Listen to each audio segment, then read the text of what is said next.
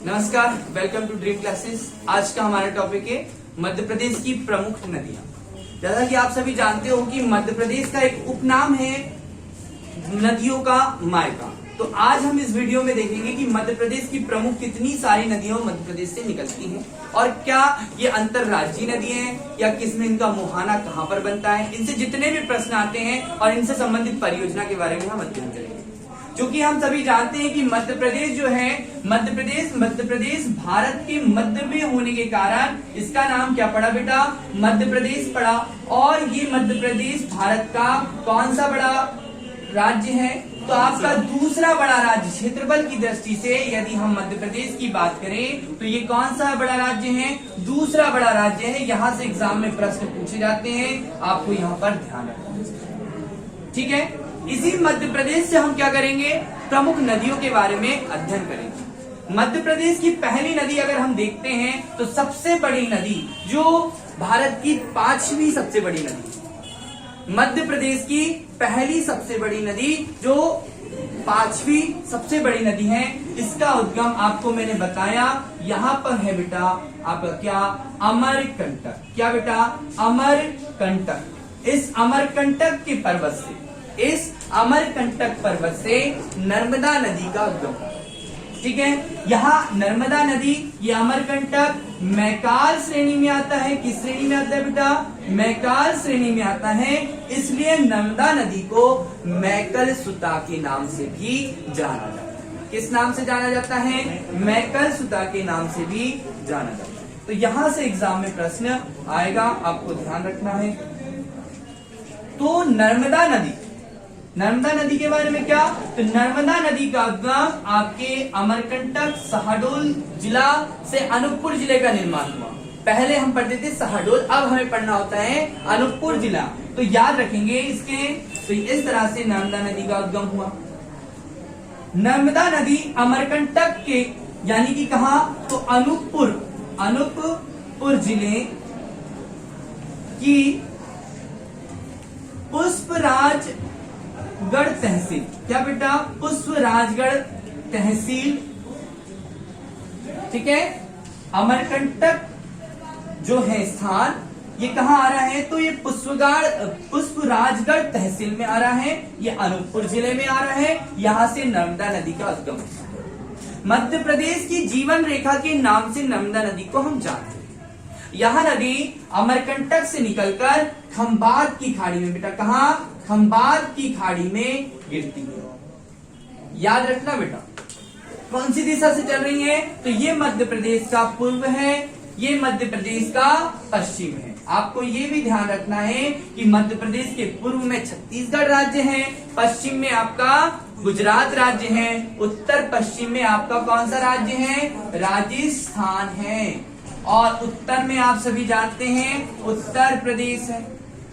बहुत आसानी से आपको याद रखना है। और दक्षिण में सब जानते हैं 5 राज्य हैं, जिनमें एक है हमारा महाराष्ट्र, है ना। मध्य प्रदेश के चारों ओर कौन से कितने राज्य हैं? 5 राज्य मध्य प्रदेश की सीमा से लगे हुए। उन्हीं 5 राज्यों में, क्योंकि आपको यही देखना है बेटा कि कुछ नदियां मध्य प्रदेश की उत्तर प्रदेश में जाएगी, कुछ राजस्थान में, कुछ गुजरात में और आपके महाराष्ट्र। ठीक है, तभी हमें पड़ोसी राज्यों के भी नाम याद होना चाहिए। ओके, तो नर्मदा नदी का उद्गम अमरकंटक से होता है, जिसकी कुल लंबाई 1312 किलोमीटर। कितनी है बेटा? 1312 किलोमीटर। ये नदी मध्य प्रदेश में 1077 किलोमीटर बहती है। कितनी बहती है बेटा? 1077 किलोमीटर बहती है मध्य प्रदेश। और कहां जाकर गिरती है? खंबात की खाड़ी। नर्मदा नदी, आपको ध्यान रखना है बेटा कि जब नर्मदा नदी किन 2 पर्वत श्रेणियों के बीच में चलती है, तो मैंने अभी आपको बताया था कि पहले ऊपर जो है एक है विंध्याचल पर्वत श्रेणी और नीचे जो है वो है सतपुड़ा पर्वत श्रेणी। ठीक है, तो इनके मध्य में भ्रंश घाटी में नर्मदा नदी बहती है। ठीक, उत्तर में क्या है? नर्मदा नदी के विंध्याचल पर्वत, दक्षिण में क्या है? सतपुड़ा पर्वत। इन दोनों के मध्य में भ्रंश घाटी में कोई नदी बह रही है, वो नदी का नाम है नर्मदा। ठीक है। भारत की सबसे बड़ी भ्रंश घाटी में बहने वाली नदी, यानी कि भारत की भ्रंश घाटी में बहने वाली सबसे बड़ी नदी नर्मदा नदी है। यह नदी आपकी खंबात की खाड़ी में एस्चुरी का निर्माण करती है। किसका? ज्वारनंद मुख। प्रश्न आएगा बेटा कि मध्य प्रदेश से निकलने वाली कौन सी नदी खंबात की खाड़ी में गिर रही है? तो आपकी पहली गिर रही है नर्मदा, एक और गिरती है आपकी ताप्ती और एक और है माही। 3 नदी हैं जिनमें है एस्चुरी बनाने का काम बड़ी नदी है, तो कौन कर रही है? नर्मदा। इसको हम हिंदी में ज्वारनंद मुख भी कहते हैं। तो प्रश्न आता है कि भ्रंश घाटी में कौन बह रही है? नर्मदा। आपका प्रश्न आता है कि एस्चुरी का निर्माण कौन कर रही है? यहाँ पे नर्मदा। ताप्ती भी भ्रंश घाटी में बहती है, बताएंगे हम ताप्ती के समय पर। तो आपको सबसे पहले याद रखना है विंध्याचल और सतपुड़ा के मध्य में कोई नदी बह रही है, उस नदी का नाम आपका सतपुड़ा, आपकी नर्मदा नदी। ये नर्मदा नदी जो है आपकी अमरकंटक से जब निकलती है तो अनूपपुर ही जिले में ये एक कपिल धारा बेटा मैं आपको यहाँ पर जलप्रपात भी बताऊंगा। नर्मदा नदी पर स्थित जलप्रपात है या चंबल नदी पर स्थित जलप्रपात है, जहां पर जिस पर है मैं बताऊंगा। कपिल धारा यहीं पर आपकी दुग्ध धारा जलप्रपात है, दुग्ध धारा जलप्रपात, ठीक है। तो नर्मदा नदी अनूपपुर जिले में कपिलधारा और दुग्धधारा जलप्रपात का निर्माण करती है। अनूपपुर जिले आगे बढ़ती हैं तो नर्मदा नदी क्या करती हैं कि यहाँ पर एक बेड़ा घाट जबलपुर में आता है, बेड़ा घाट याद रखना बेटा, कहाँ पर है? जबलपुर में। और इस बेड़ा घाट का निर्माण करती है, वहां पर ये क्या नाम है? धुआंधार। बेटा याद रखना, यहां से प्रश्न आ चुके हैं। धुआंधार जलप्रपात का निर्माण कहाँ कर रही है? तो जलप्रपात याद रखना ये आपके जबलपुर में बेड़ा घाट, ठीक है। तो आपको ये ध्यान रखना है कि मध्य प्रदेश का ये सबसे चौड़ा जलप्रपात भी है बेड़ा घाट जो है वो आपका कहा? धुआंधार जलप्रपात नर्मदा नदी आगे बढ़ती है तो नर्मदा नदी अगर हम देखते हैं बेटा तो और भी जगह जैसे खंडवा जाते हैं तो वहां पर ओंकारेश्वर के निकट दर्दी और मानधार जलप्रपात का भी निर्माण करते हैं। कौन से 2 है बेटा? एक है दर्दी और मानधार जलप्रपात का निर्माण ये कहां पर कर रही है? खंडवा में, ओंकारेश्वर के निकट में। आपको याद रखना खंडवा जिले में। एक आता है आपका खरगोन जिला जो है उसमें महेश्वर स्थित है। और महेश्वर को आप जानते हैं, ये रानी अहिल्याबाई जो थी होलकर शासिका, उन्होंने महेश्वर का किला वगैरह बहुत सारे यहाँ पर शासन किया था। तो होलकर वंश की राजधानी हुआ करती थी। तो महेश्वर में सहस्त्रधारा, बेटा याद रखना, सहस्त्रधारा जलप्रपात का निर्माण कौन कर रहे हैं बेटा? तो प्रपात का निर्माण आपके खरगोन में आपकी कौन सी नदी? नर्मदा नदी। बेटा यहां से प्रश्न पूछे जाने हैं, प्रश्न आते हैं। अनूपपुर जिले में कपिलधारा, दुग्धधारा, बेड़ाघाट, जबलपुर में दर्दी, मानधार, खंडवा में, महेश्वर में है सहस्त्रधारा, खरगोन में। ये प्रमुख जलप्रपातों का निर्माण कौन करती है? नर्मदा नदी करती है। प्रश्न बेटा यहां से डायरेक्ट पूछे जाते हैं, आपको ध्यान रखना है। अब अगर हम बात करें तो नर्मदा नदी पर परियोजना, जो नर्मदा नदी की आप लोग ध्यान रखें, नर्मदा नदी की परियोजना क्या? तो नर्मदा नदी पर 29 बड़ी परियोजना है बेटा। कितनी? 29 बड़ी है, 135 मध्यम है और 3000 लघु परियोजना कार्यरत है। कितनी बेटा? ये आपको डाटा याद रखना ही होगा। क्या क्या है? तो आपको ये याद रखना है कि नर्मदा नदी पर नर्मदा नदी घाटी परियोजना के अंतर्गत, ठीक है, नर्मदा नदी घाटी परियोजना के अंतर्गत नर्मदा नदी पर 29 बड़ी, 135 मध्यम और 3000 लघु परियोजना कार्यरत है। याद रहेगी? यस। अब इन नदियों घाटी परियोजनाओं में अगर हमें देखे जाए तो पहली बात तो नर्मदा नदी की सहायक नदियां याद करते बेटा। तो नर्मदा ये जो नदी है अगर आपको देखा जाए तो नर्मदा नदी सबसे बड़ी है। तो नर्मदा नदी की 41 सहायक नदियां है। कितनी है बेटा? 41 सहायक, जिनमें नर्मदा नदी के 22 से 22 नदियां मिलती हैं। कितनी बेटा? 22 नदियां मिलती हैं और दाएं वाले भाग से 19 नदियां निकलती हैं।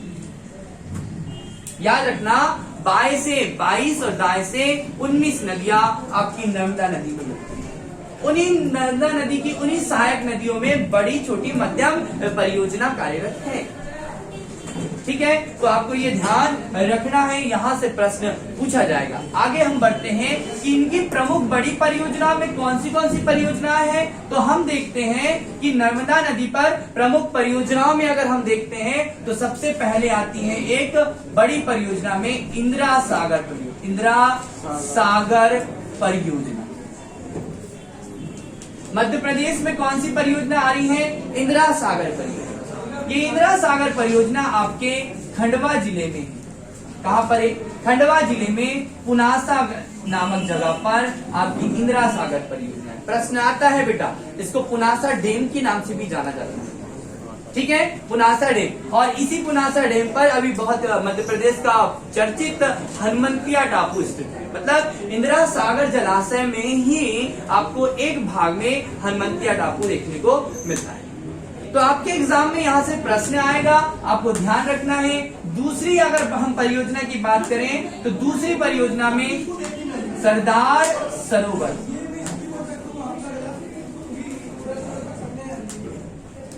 इन्हें बोले बात कम करेंगे, बोलिए जरा। सरदार सरोवर परियोजना, ठीक है। तो सरदार सरोवर परियोजना, ये जो परियोजना है बेटा आपके इंदिरा सागर परियोजना के बाद मध्य प्रदेश, आपका गुजरात, मध्य प्रदेश, गुजरात, राजस्थान, मध्य प्रदेश, गुजरात, राजस्थान और एक राज्य और है, कौन सा? महाराष्ट्र। सरदार सरोवर परियोजना एक संयुक्त परियोजना है 4 राज्यों। ठीक है बेटा, ये एक बहुत बड़ी परियोजना है जिसमें आता है एक आपका मध्य प्रदेश, एक गुजरात, एक राजस्थान और एक महाराष्ट्र। ठीक है, ये याद रखना है आपको। यहाँ पर राजस्थान में नर्मदा नदी नहीं बहती, राजस्थान में नर्मदा नदी नहीं बहती मध्य प्रदेश, गुजरात और महाराष्ट्र में है। लेकिन इस योजना के अंतर्गत इसको लाभ दिया गया। ये बहुत बड़ा बांध है। वर्ष 2017 में इसका उद्घाटन किया गया। 17 सितंबर 2017 को ये राष्ट्र को समर्पित किया गया और इसी सरदार सरोवर जलाशय के सामने ही साधु बेट टापू पर भारत की ही नहीं विश्व की सबसे ऊंची मूर्ति स्टेचू ऑफ यूनिटी का गठन यानी कि को बनाया गया, किया गया। क्या कहते हैं उसका? अनावरण किया गया। ओके, तो ध्यान रखना, सरदार सरोवर परियोजना मध्य प्रदेश, गुजरात, राजस्थान और महाराष्ट्र की संयुक्त परियोजना है जो आपके गुजरात में है। और ये किस नदी पर है? ये आपकी याद रखना, नर्मदा नदी पर ही है। चलिए आगे देखते हैं कि इसी परियोजना के बाद में एक आती है ओमकारेश्वर परियोजना। ठीक है बेटा, दूसरा आता है महेश्वर परियोजना। तो देखिए बेटा, ओमकारेश्वर परियोजना आपको बहुत ध्यान से समझना है कि नर्मदा नदी पर होगी और ये ओमकारेश्वर नामक जगह पर होगी। दूसरी महेश्वर परियोजना महेश्वर पर में होगी, जो ये भी किस नदी पर है? ये भी नर्मदा नदी पर। नर्मदा नदी की अन्य सहायक नदियों में जैसे अगर हम बात करें कि बरगी नदी है, तो बरगी नदी भी एक परियोजना है। बरगी नदी पर भी एक परियोजना है, बरगी परियोजना, जो आपकी कहां पर स्थित है बेटा? जबलपुर में स्थित। तो आपको ये भी ध्यान रखना है, ये भी नर्मदा नदी की जो बड़ी 29, 135 मध्यम और 3000 लघु परियोजना है उनमें से आती है। ठीक है बेटा, जैसे तबा परियोजना भी नदी घाटी परियोजना के अंतर्गत ही आती है। ठीक है, तो ये आपको थोड़ा सा ध्यान रखना है, यहां से एग्जाम में प्रश्न पूछा जाए। ठीक है, तो ये कुछ परियोजना मैंने आपको बताई है। ये नर्मदा नदी की एक इंपॉर्टेंट परियोजना है जो आपके एग्जाम में पूछी जानी है।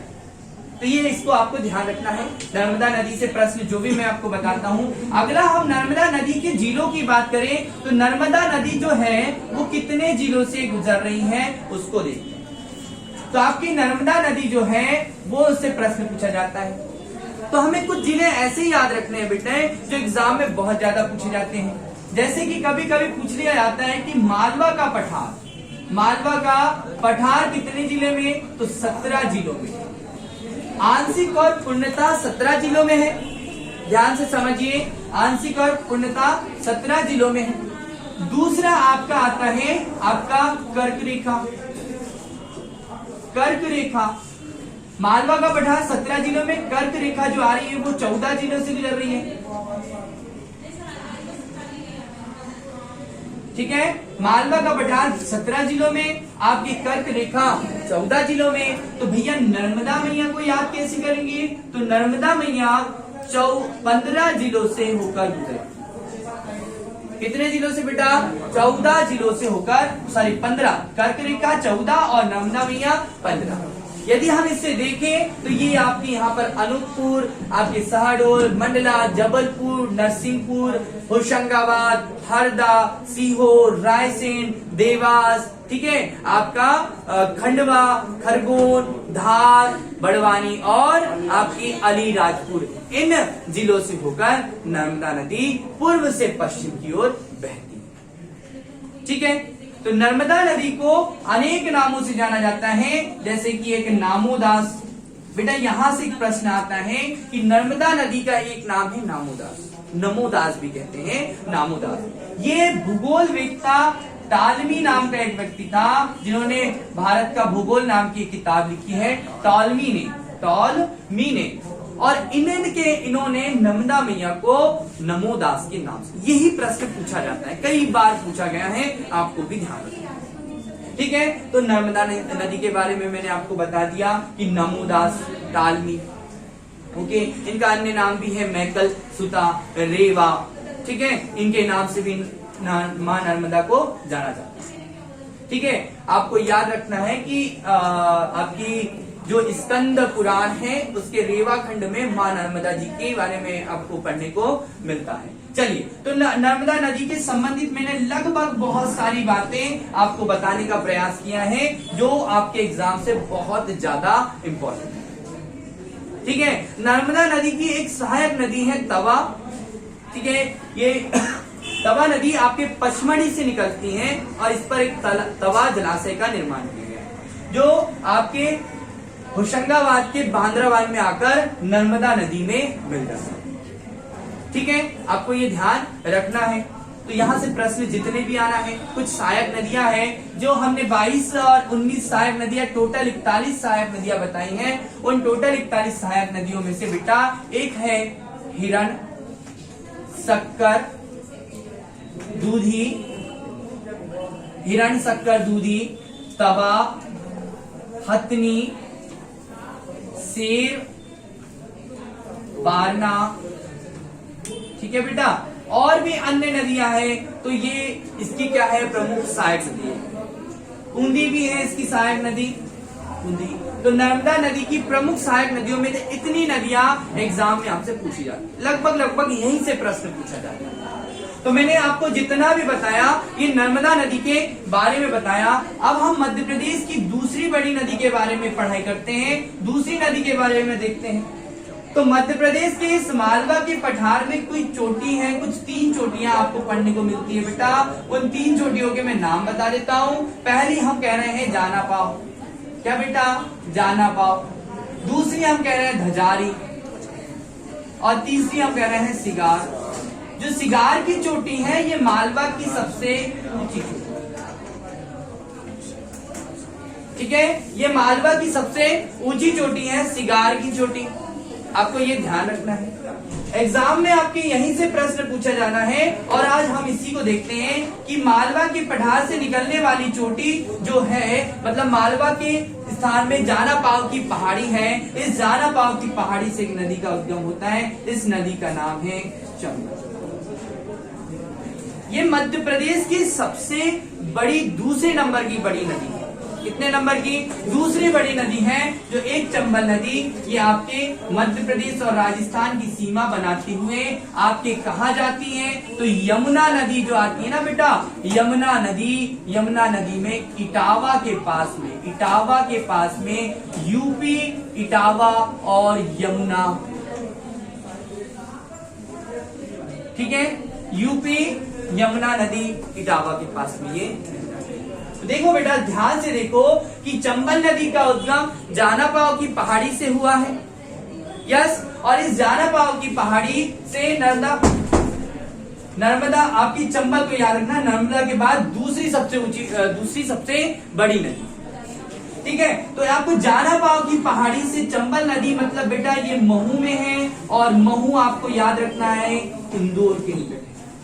यानी कि ये कह सकते हैं कि इंदौर के निकट जानापाव की पहाड़ी महू से चंबल नदी का उद्गम हो रहा है। और ये चंबल नदी की लंबाई यदि आपको पूछी जाए तो लंबाई आपको याद रखना 965 या 940 किलोमीटर। आपको कहीं कहीं 965 भी किलोमीटर मिल सकती है, कहीं 1050 किलोमीटर भी मिलती है, लेकिन आपको थोड़ा सा ऐसे ध्यान रखिए कि 940 किलोमीटर इसकी लंबाई है।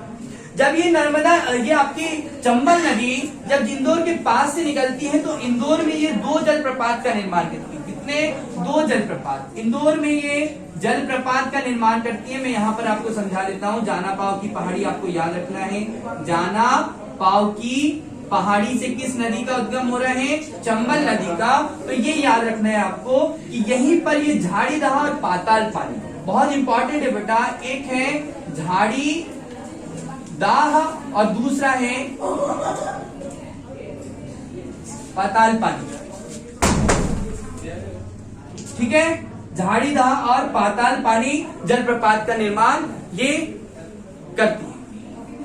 ठीक है, यहां से एग्जाम में प्रश्न आना है, आपको ध्यान रखना है कि ये महू के निकट ये झाड़ीदाह मतलब महू आपको बहुत इंपॉर्टेंट है बेटा। पाताल पानी जलप्रपात बहुत फेमस है। ठीक है, यानी कि यहां से पाताल में पानी गिरता हुआ हमें दिखाई देता है, तो यहां पर ये करना है झाड़ीदाह जलप्रपात और पाताल पानी। अब आगे हम बढ़ते हैं तो इसी चंबल नदी पर आगे जब हम मंदसौर में जाते हैं बेटा तो यहाँ पर चूलिया जलप्रपात है। क्या है बेटा? चूलिया जलप्रपात।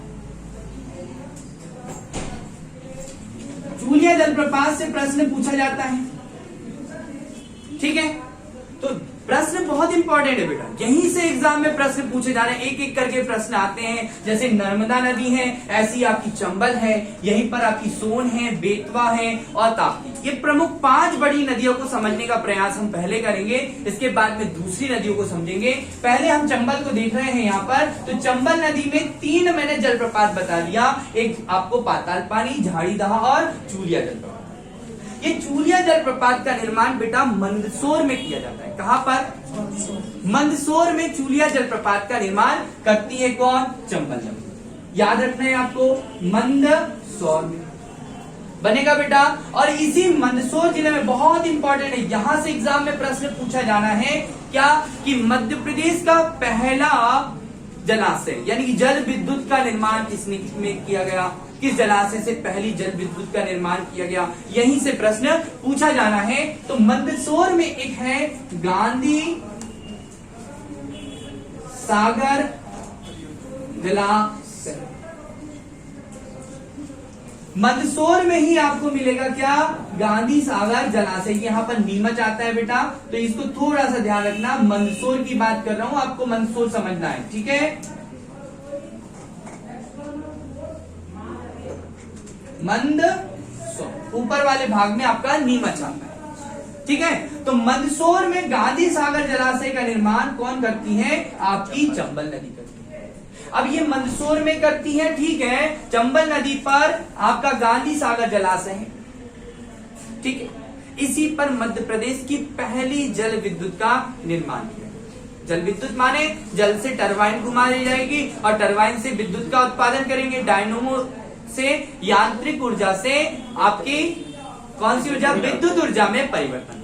ठीक है बेटा, जल ऊर्जा से। ओके, तो यहाँ पर गांधी सागर जलाशय, मंदसौर, चूलिया जलप्रपात, मंदसौर, और ये आगे बढ़ती हैं तो यहाँ पर भी चंबल नदी 2 जलाशय का निर्माण करती है। फिर 2 जलाशय का मतलब अगर आपको याद रखना है बेटा, तो जब आपसे प्रश्न पूछा जाए कि चंबल घाटी परियोजना या चंबल घाटी परियोजना होगा तो इसमें प्रमुख 3 जल आपकी परियोजना होगी। पहली अगर हम देखें तो गांधी सागर है। पहली कौन सी है बेटा? गांधी सागर परियोजना। यहां से प्रश्न आएगा। मेरी बात को बहुत ध्यान से समझिए, एग्जाम में यहीं से पूछा जाना। चंबल घाटी परियोजना, गांधी सागर परियोजना पहली। दूसरी आगे आपकी बेटा राणा प्रताप सागर परियोजना। देखिए बेटा, राणा प्रताप नाम लिया है तो गांधी जी है मंदसौर में, गांधी सागर परियोजना मंदसौर एमपी में आ गई। राणा प्रताप सागर परियोजना आपके चित्तौड़गढ़ में आ गई। और राणा प्रताप सागर परियोजना के बाद में आपकी बहुत इंपॉर्टेंट है जवाहर सागर परियोजना। इसी को हम बेटा कहते हैं कोटा बैराज भी कहते हैं, कोटा बैराज। आपको कई किताबों में या कहीं कहीं कई अलग अलग स्रोत से आपको कोटा बैराज एक अलग भाग दिखेगा, लेकिन वास्तव में जवाहर सागर परियोजना कोटा में स्थित है, इसलिए इसको कोटा बैराज भी कह रहे हैं। याद रखना, तो चित्तौड़गढ़ जिला है आपके कहां पर, राजस्थान में। जवाहर सागर परियोजना स्थित है कहां पर, आपके राजस्थान में, इसलिए ये दो परियोजना आपके राजस्थान में आ गई। आपको ये समझना है कि एक हो गई आपकी राणा सागर ये वाली, और इसका नाम हो गया कोटा बैराज, या इसी को हम क्या कह रहे हैं, जवाहर सागर परियोजना। ठीक है बेटा, यहां से एग्जाम में प्रश्न आने हैं, आपको समझना है। राणा सागर चित्तौड़गढ़ में है, चित्तौड़गढ़ में। राजपूत शासकों की वीर भूमि आपके चित्तौड़गढ़। हम कहते हैं ना कि राजस्थान तो पूरा का पूरा राजपूत शासकों का रहा है ना। वीर योद्धा महाराणा प्रताप, राणा कुंभा, है ना, ऐसे बहुत सारे यहाँ के वीर हुए हैं। तो ये उन्हीं की वीर भूमि चित्तौड़गढ़ में राणा सागर एक जलाशय का निर्माण चंबल नदी पर किया।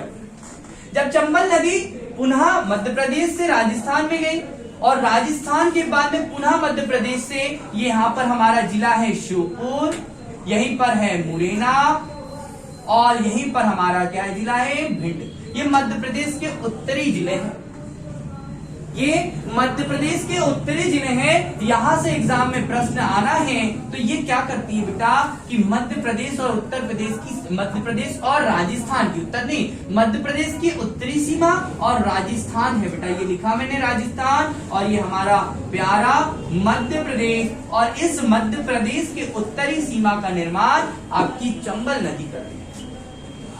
ठीक है, अब क्या है बेटा कि यहाँ पर 120 किलोमीटर क्षेत्र में मृदा अपरदन का कार्य भी आपकी चंबल नदी करती है। एग्जाम में सबसे ज्यादा यहीं से पूछा जाता है कि 120 किलोमीटर क्षेत्र, ये तो लंबाई होगी बेटा इसकी, लेकिन क्या कि मृदा अपरदन का कार्य चंबल नदी द्वारा किया जाता है।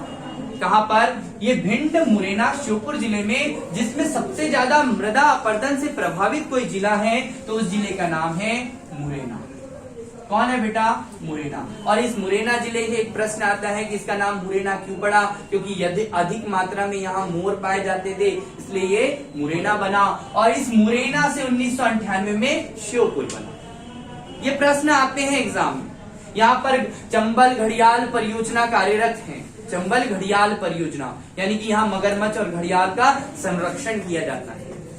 ठीक है, तो हमें याद रखना है कि यहाँ पर बीहड़ का निर्माण, बेटा ध्यान रखना, ये बीहड़ का निर्माण, बीहड़ का निर्माण कोई नदी करती है तो उस नदी का नाम है चंबल नदी, जहां पर डाकू निवास करते हैं। यानी कि यहाँ पर क्या होता है, सुरंग तरीके से गुफा टाइप का स्थान बन जाता है। अवनालिका क्या होता है बेटा कि जब आपकी चंबल नदी बहती है उस क्षेत्र में, तो वहां पर मिट्टी जो होती नमी युक्त नहीं होती है ना, यहाँ पर वृक्ष कम पाए जाते हैं, और वृक्ष कम पाए जाने के कारण यहाँ पर क्या होती है कि नालियों के माध्यम से, मतलब जो नर्मदा चंबल नदी